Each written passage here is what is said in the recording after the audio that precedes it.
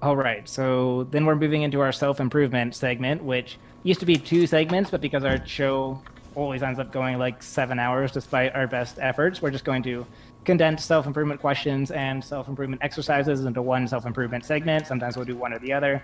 Yeah.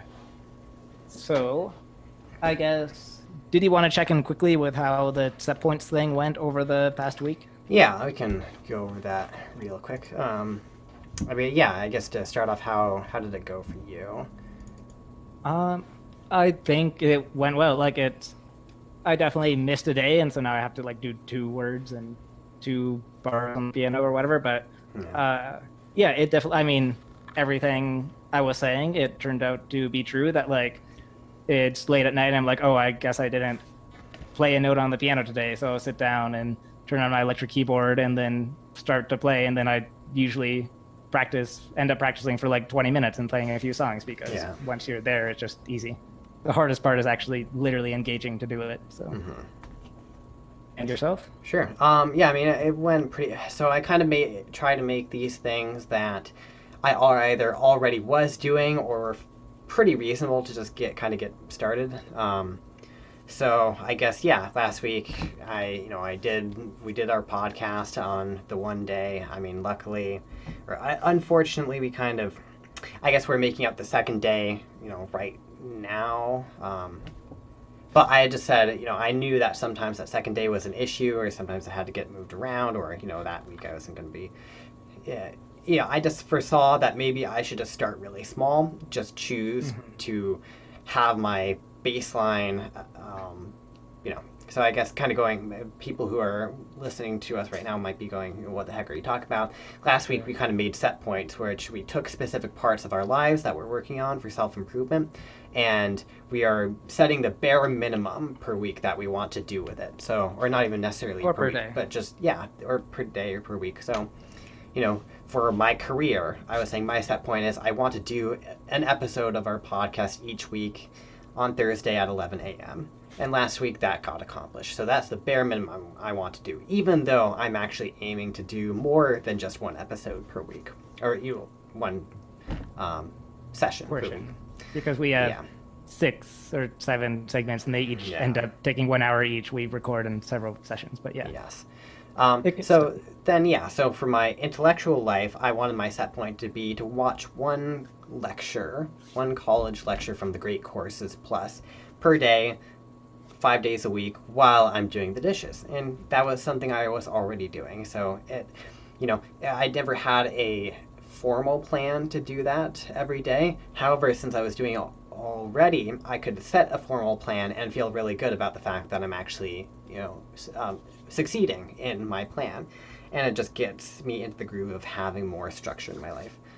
Then my creative life, Monday, Wednesday, Friday at 2 p.m., I wanted to do 30 minutes of writing.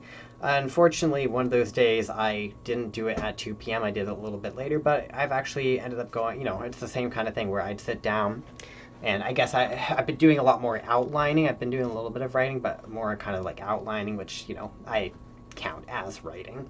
Uh, but, I sat down 3 days last week, or more than 3 days, and worked on my novel for 30 minutes or more. So yeah, the That's whole awesome. exercise. How's that going, by the way? Sort of a diversion, but It's going slowly. Like like you're still ideas. outlining or are you actually writing the story at this point? Yeah, I mean, mostly I'm outlining. I'm kind of writing individual scenes that I have a bunch of scenes where I have it all the way fleshed out. Um, Right. and then I'm also really working on getting characters down and like, writing. I'm trying a different thing this time where I think I talked about this a little bit before. I'm kind of trying to make it so I'm taking all the specific individual important points of the story and outlining all those. So I started with I have the book in two sections. So I say section one, this is the main, this is what's happening in section one, just very brief, one sentence thing about it. This is what happens in section two. And section one is split up into, six different subsections. And then each of those subsections is split up into whatever number of scenes, or, chapters basically, and then each of those chapters is split up into scenes. And then once I have each of those scenes, that's kind of where, I then either look between the scenes and see if there's anything that needs to link those scenes, or then I start working on the individual scene. And what I'm actually finding is really helping is taking an individual scene, and writing a little bit about, like, not writing the scene, but writing or just jotting down some notes, like this is going to take in this place. In some cases, I even actually draw a little diagram of what the room looks like, just because I don't do great of kind of describing like what the characters are seeing, or what is really happening visually and spatially in the scene. And this is helping me really kind of flesh out. So by the time I've got down into like chapters and then scenes, and then I'm even outlining just like the individual paragraphs in the scene, like what the the thesis of each paragraph is basically going to be, what the point of it.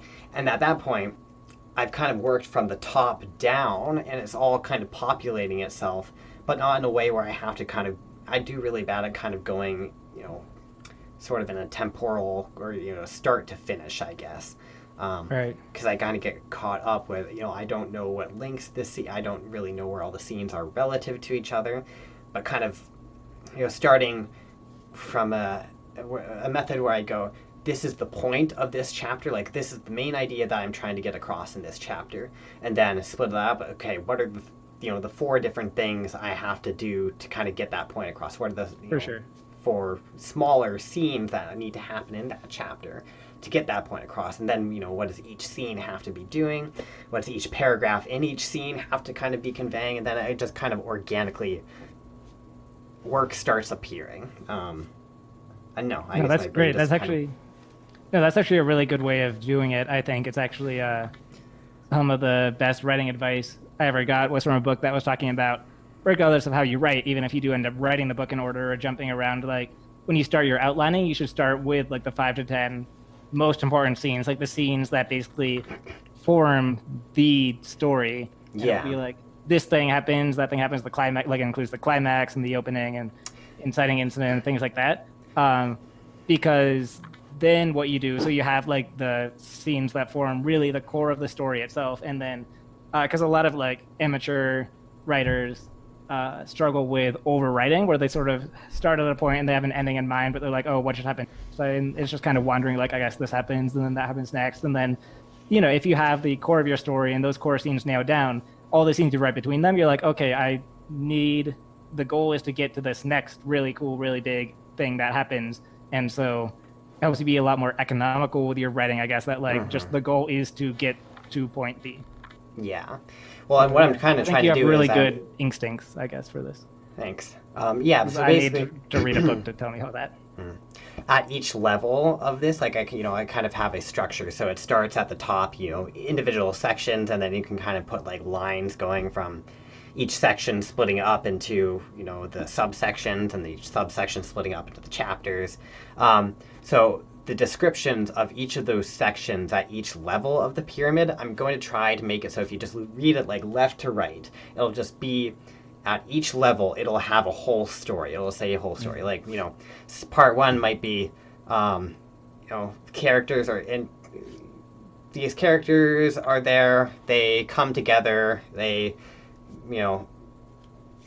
make an organization commune that is ruling Cascadia, and then segregate, and then plants attack everybody, and then there's going to be a third section that's kind of the the synthesis, or the ending of all that. But so it should read as a whole story, and obviously there will be a bunch of details that are missing. But at each level, you'll be able to read it as a whole story, so the story is kind of appearing more and more fleshed out until at the very end, it's just actually writing the story. But we'll have such a skeleton for it already there that it's very easy to just kind of put everything in. Regardless. So yeah, that's going pretty well.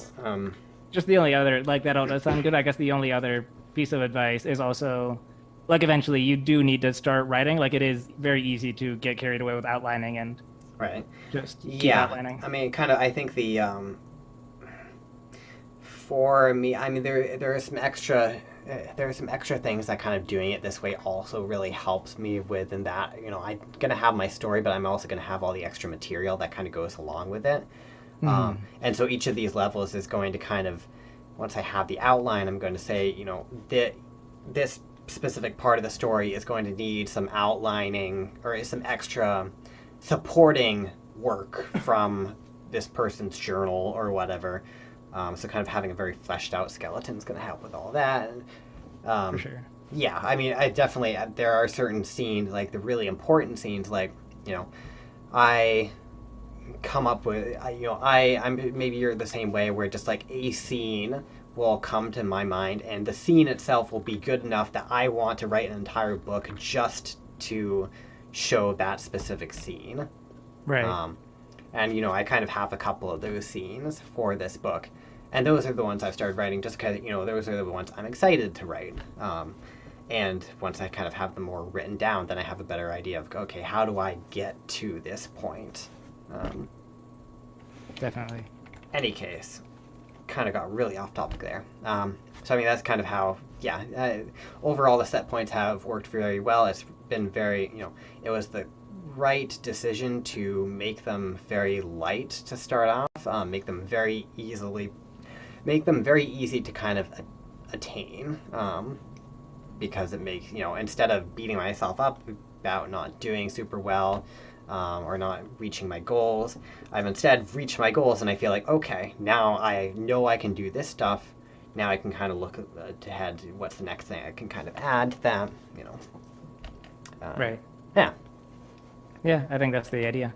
And I mean, you went even further, like made them more difficult than me. I literally was like, write one word of my book each day and play one bar of a song on the piano, because literally once I sat down and started doing it, then I tended to do a lot of it. So yeah, and I definitely think I need to kind of be careful, because these are only 3 of the 12 areas of balance that we put set points for. right.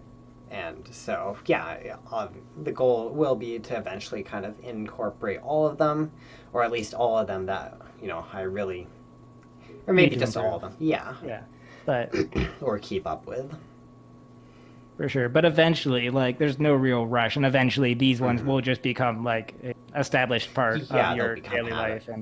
And some of these ones might need to, eventually I'd like to do more than only an hour and a half of writing my book per week. And I do more than that already, but I'd like to make my baseline even more than that. Definitely. So yeah, overall we had a good experience with that, and for sure we are improving all the time, so that's great. Hello?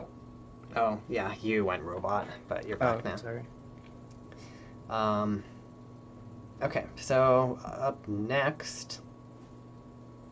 Yeah, so we're going to be talking about bending reality, which again, we're working from The Code of the Extraordinary Mind by Vishen Lakhiani. He has a lot of fancy creative words for things, so bending reality might sound kind of out there, but it basically is. It's like a state of living and working and being where it is like it kind of does feel like, it kind of feels like you just get lucky and everything sort of just naturally goes your way. And like, there are concrete psychological reasons for it if you want to get into it, but it does feel like the universe is kind of being bent onto your side and just helping you make things happen.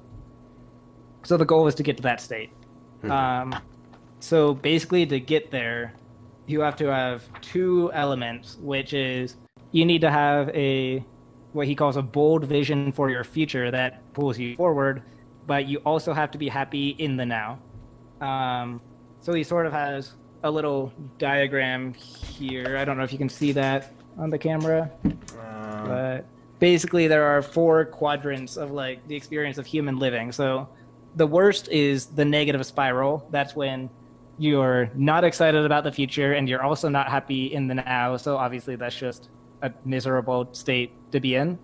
I'd say, I think the majority of people probably fall in one of the next 2 quadrants, which there's either the current reality trap. So that's when you're happy in the now. So it's generally a good experience. Like, you're a cheerful person, but you don't really have any plans for the future. You don't know what you want going forward.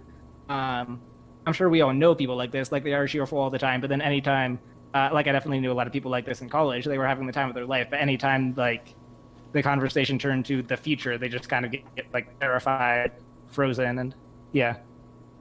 So it's a good state to be in because you're happy, but also not ideal because you're not necessarily gonna always have that going forward,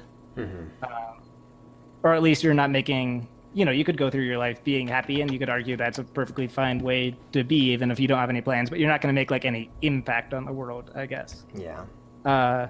Then there's, I think, maybe you'd argue with this, but I think me and you and a lot of people in creative fields kind of naturally fall in quadrant 3, and we can improve, obviously. But I think this is probably where we naturally fall, is the stress and anxiety quadrant, which is where you do have a vision for the future, but not as much happiness in the now. A lot of times with creatives or visionaries, like it happens because they're so focused on the future, they don't like, you know, this is what mindfulness is all about. Like they don't take the time to just enjoy the things in front of them and take it slow. We're so like, you know, like for me, like I want to publish a book and I need to not go to that party because I just need to cloister myself in my room and write this book. And yeah, so I don't know if that sounds familiar to you. A little. Cool. And then obviously the ideal state is bending reality, where you're happy in the now and enjoying life, but you also have that vision pulling you forward, which it can feel a little contradictory because if you're like, if you're already happy, why would you feel the need to be working towards something bigger? But once you get into that state, it's like, you know, life is great, but it can always be greater, and I can always have things I'm excited to be working on. So that's the goal. So does that all make sense? It makes sense. So I'm a little confused. These quadrants, like, are they laid out in any sort of strategic way, or? How do you mean by that? I don't know. Are they on like an axis where to the like top is more looking to the future and bottom is more in the present? So, left is something else. I guess you can really see in the camera, but it's basically like if the y-axis is happiness in the now and the x-axis is vision for the future, then if you're low on both of them, you're in the bottom left quadrant of negative spiral. And then if you're high in both of them, you're in the top right corner of bending reality. And then there's also, so. Interesting. So how do we how do we get something useful out of this? Well, that's kind of the exercise we'll be doing today. Like I already speculated on where I think we both naturally fall, but we can go through this, and any listeners at home can also answer questions. He basically has a little questionnaire here that will determine exactly what quadrant you're in, and then once you're in that quadrant, it's kind of like when we identified where we fall on the areas of balance, and it's like once you know where you need to improve, that's the first step to improving. So once you know what quadrant, I mean, if it turns out you're already in bending reality, then great, you don't really have to do anything. But if you're in the negative spiral, then you have to improve both. If you're in either the stress and anxiety quadrant or the current happiness trap, current reality trap, you need to either focus on having a stronger vision for the future that really inspires and excites you, or you need to scale that back a little and focus more on being happy right now. So yeah, it is a pretty simple exercise, and we'll expand on it later. I do think we'll probably get through this pretty quickly, which I think is okay because our podcasts always run long, so this can be a shorter one today. Yeah. So then the 8 statements. So this is just, I will read 8 statements and we will each respond with, this is either not at all true, sometimes true, or very true for us. So statement number 1, I love my current job to the point where it does not feel like work. Do you want to go first? Sure. I mean, I think just the fact that I don't really have a job probably is like the lowest one, and I'm not super happy with the fact that I don't have a job. Yeah, I think that's the important distinction. Is some people might be proud to not have a job, but yeah, I mean, I'm kind of in a state of limbo where I mean, it's kind of in the middle of the wait, not at all true and sometimes true, I guess. Like it's, I don't Right. know, it's on the lower section. So I guess just probably to say not at all true. All right. I think I would rate this sometimes true. Because one of my jobs is just straight up writing novels, which is what I love doing. But then I have a second job, which is the social media marketing and Facebook ad stuff I've mentioned, which I don't love as much. So, Yeah. yeah, definitely in the middle, sometimes true. Uh, Number two, my work is meaningful to me. Um, I think I think I would have to go very true for that one because again, it's where I enjoy one part of my work a lot more than the other, but the fact that one of my jobs isn't as meaningful doesn't necessarily take away any meaning from the one Yeah. that is. I'm still writing ideas and getting them out there, which is like every author's dream. So, yeah, I think I'd go very true. I think for me, it's probably sometimes true. If I think of this as kind of something I'm working towards a career in, like definitely, I Right. mean, meaningful. But again, there's definitely more meaning that can be put in place in my, in my life by, yeah, just Definitely. working on the whole career thing. So yeah, sometimes true. All right. Number three, there are often moments at work that make me so happy the time just flies by. Mm, I'd say sometimes or often moments. It's not at all true, sometimes true, No, or no, no. like, Like oh, you mean the saying the question? Okay, statement. okay. Yeah. Well, Yeah, there are often moments at work. okay. Yeah, I get. I guess not at all. I mean, it becomes really hard to answer these things since I don't actually have like a Yeah, job. Um, I mean, I guess sometimes true again because when I am doing this, yes, often, but again, often I'm not doing this. Um, for sure. yeah, And I mean, that would kind of count because if you are happy while you're doing this, like that still does yeah, for sure. obviously count for something. So I guess I'll say Um, sometimes. all right. Number four. Wait, did I answer that? You did No. not answer. Uh, yeah. I guess I would also go sometimes true. Uh, yeah, sometimes true. There definitely are those moments, but not. Again, one of my jobs is a lot less inspiring in general than the other, and even when I'm writing, there are times when Hmm. I get frustrated because I can't come up with the next thing to write or whatever. But then there are also other times where I just get so into the story, it's just forget time itself. Yeah. Okay, number four. When things go wrong, I don't worry at all. I just know something good is on the horizon.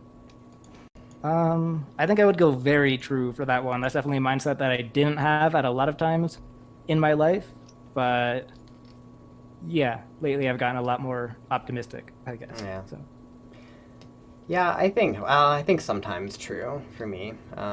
I have not got as like I'm not doing as well as I would like to in that case. Like I still, yeah, I tend to worry about how things are going to turn out a lot more, but I'm not worrying all the time. Like I am doing better these days. Like I am able to kind of just sort of know things are going to work out eventually.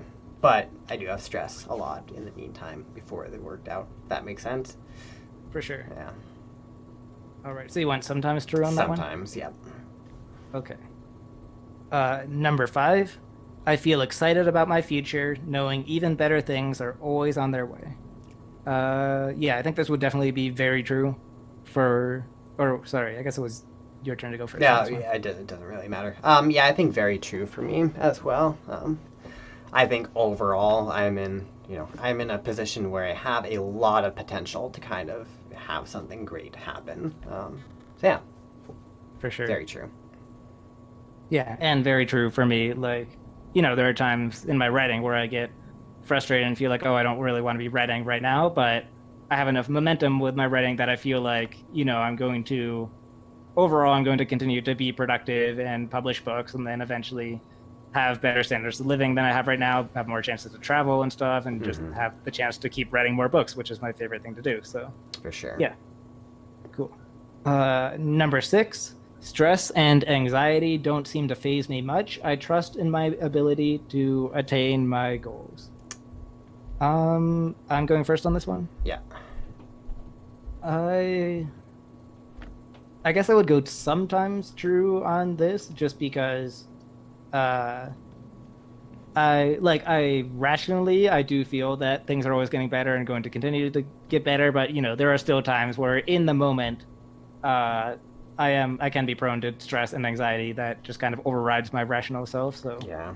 that sometimes happens. Yeah, I mean, I've got to go for what was the lowest one? Like, not at all true? Not at all true. Yeah. Unfortunately, I mean, I think it's somewhere in between not at all true and sometimes true, but mostly not at all true. Like, stress and anxiety, unfortunately, phases me a lot. Right. Yeah, it is. But, although it phases me, I deal with it. In the end, I normally manage to deal with it, but, yeah, I mean. For sure. But yeah, I mean, definitely good to identify that so you can For sure. that's something you need to work on. Okay. Number 7, I look forward to the future because I have unique and bold goals on the horizon. I think, again, very true, because it kind of seems like the other one. Are you optimistic about the future? Or, right. I think kind of same deal there. I'm in a very unique position, just, I mean, if you look at all of humanity, like, probably in terms of just, my opportunities, probably in the top 10%, maybe even top 1%, if you're taking the whole world, just because, I have a lot of opportunities. I live in a great place. I'm in a position where,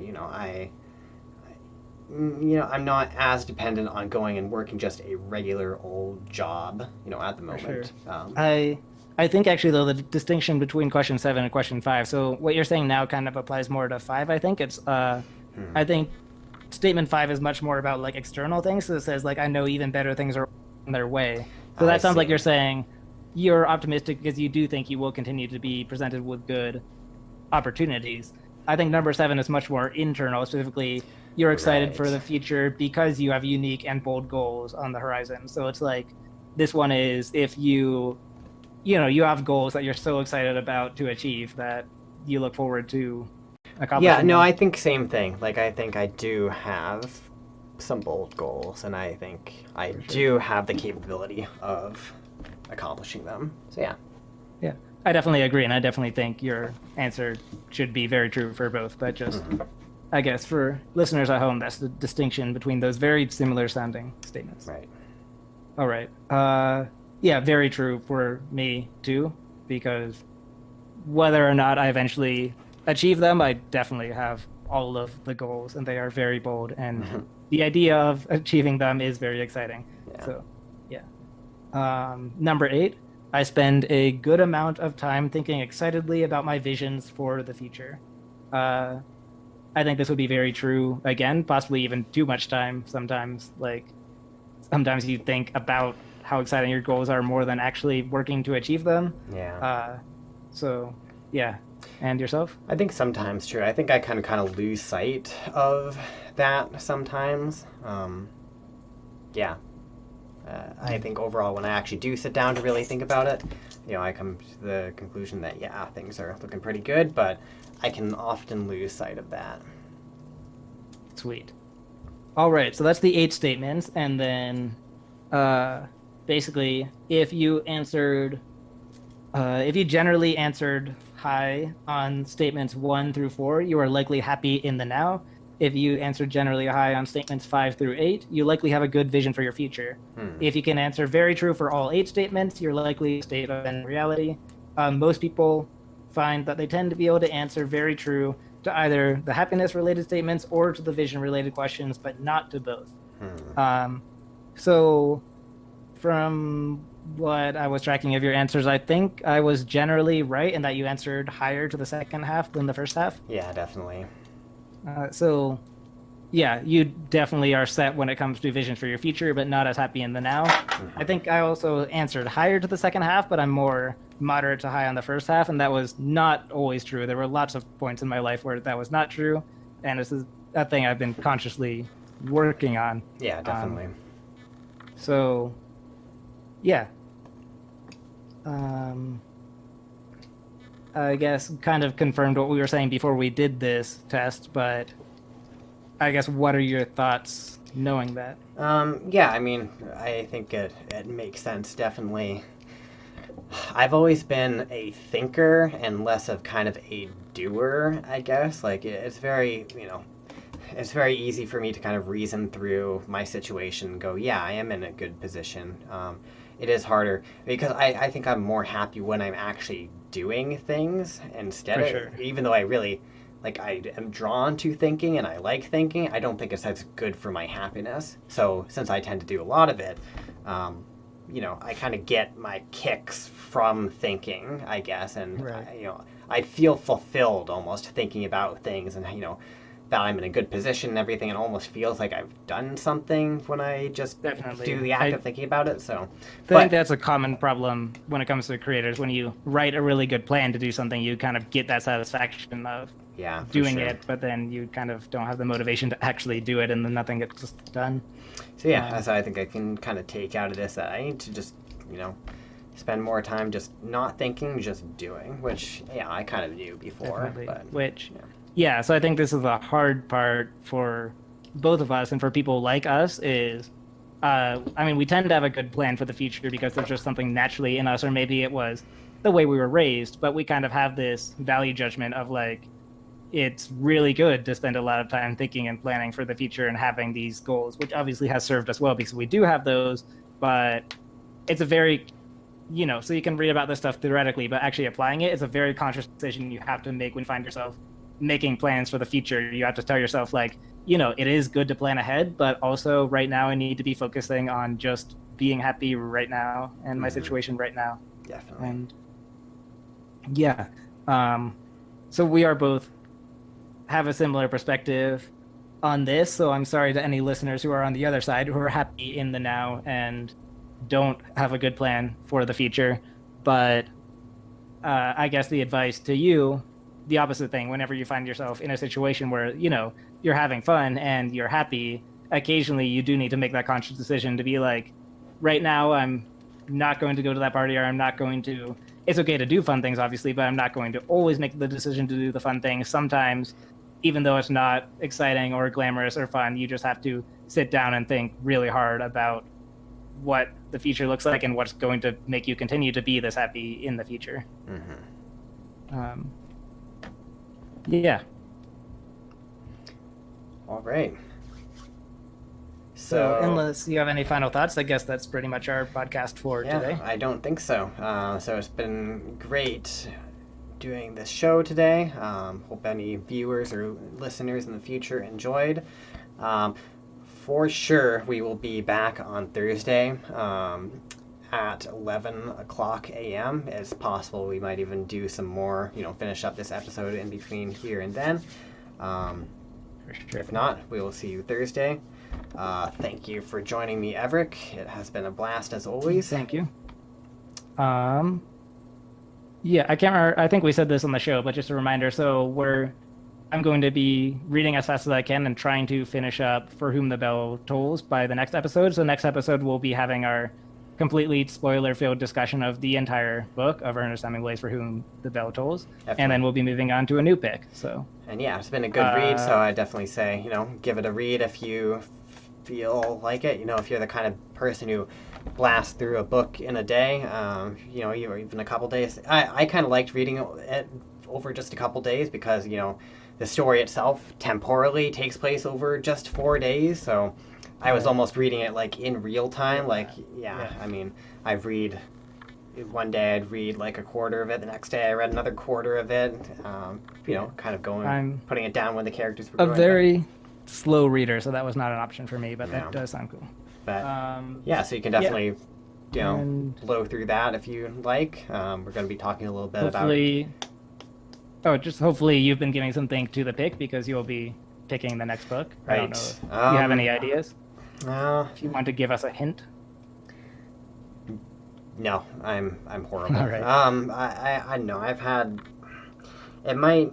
I'm kind of caught between going back to some classics because I have been enjoying reading some more classic literature recently, kind of For just sure. getting into my brain. There are always all these things in our pop culture that kind of come back to these classics, and you know, not all of the classics I've read have had great, crazy lessons, but it's always interesting seeing where like tropes come from.